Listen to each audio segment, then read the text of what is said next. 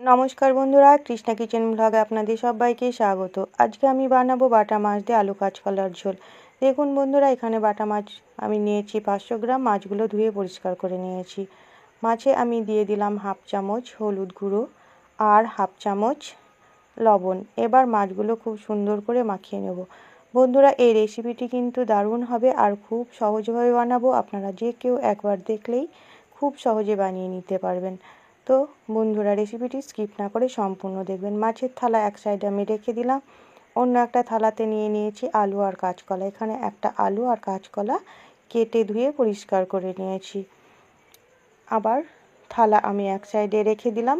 নিয়ে নিলাম একটা মিক্সি জার, মশলা তৈরি করে নেব। দিয়ে দিলাম 3টে কাঁচা লঙ্কা, হাফ চামচ জিরে আর হাফ চামচ গোটা ধনে আর আধখানা টমেটো। এবার সামান্য জল দিয়ে মশলার পেস্ট তৈরি করে নেব। আপনারা যে যেমন ঝাল খাবেন সের মতো লঙ্কা দেবেন।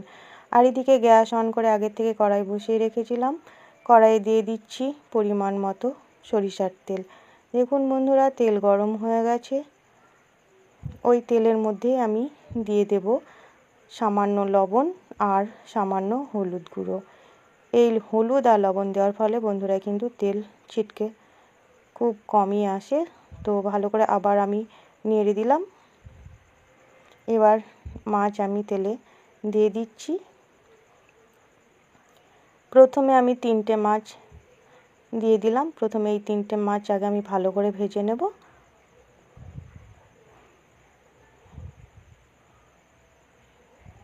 দেখুন,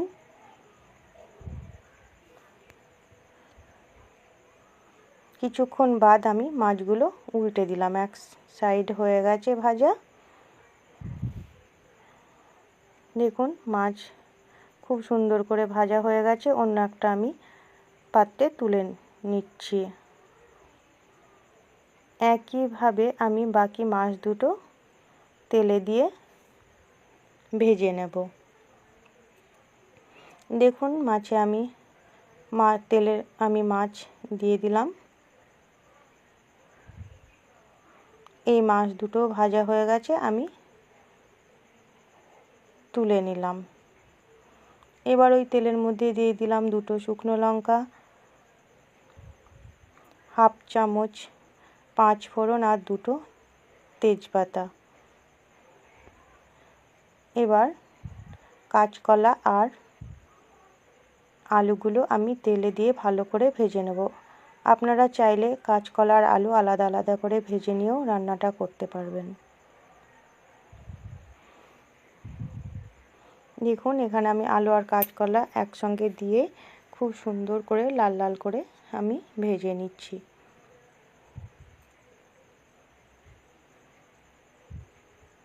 আপনারা একবার এইভাবে বানিয়ে দেখবেন, খেতে কিন্তু দারুণ লাগে। দেখুন, আমি দিয়ে দিলাম বেটে রাখা মশলা। আবারও একসঙ্গে ভালো করে মশলা আর আলু কাঁচকলা কষিয়ে নেব।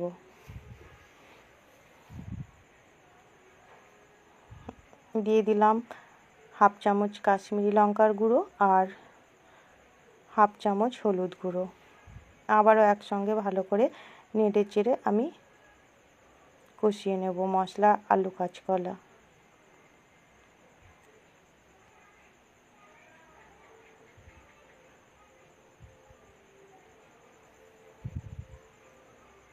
দেখুন, কিছুক্ষণ বাদ ফিরে আসলাম। খুব সুন্দরভাবে আলু কাঁচকলা আর মশলা কষানো হয়ে গেছে। আমি এবার আর একটু নাড়াচাড়া করে আমি পরিমাণ মতো জল দিয়ে দিলাম। এবার আবারও ভালো করে একটু নাড়াচাড়া করে দিলাম।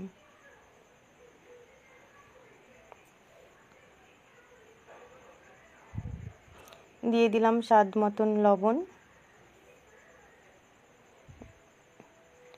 আবার একটু নাড়াচাড়া করে ভালো করে এবার আলু আর কাঁচকলা সেদ্ধ করে নেব। দেখুন বন্ধুরা, কিছুক্ষণ বাদ ফিরে আসলাম। আলু আর কাঁচকলা বেশ খুব সুন্দর সেদ্ধ হয়ে গেছে।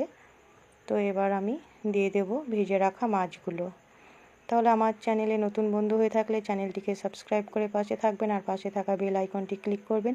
নতুন কোনো ভিডিও আপলোড করার সঙ্গে সঙ্গে নোটিফিকেশন পৌঁছে যাবে সবার আগে আপনাদের কাছে। আর যদি রেসিপিটি ভালো লাগে লাইক শেয়ার কমেন্ট করবেন এবং ফ্রেন্ডস ও ফ্যামিলির মধ্যে প্রচুর শেয়ার করবেন। আর আপনারা অবশ্যই একবার এইভাবে বানিয়ে দেখবেন বন্ধুরা, এই রেসিপিটি কিন্তু খেতে হয় অসাধারণ। তো দেখুন বন্ধুরা, আমি মাছগুলো সব একসঙ্গে দিয়ে আর একটু ফুটিয়ে নেব।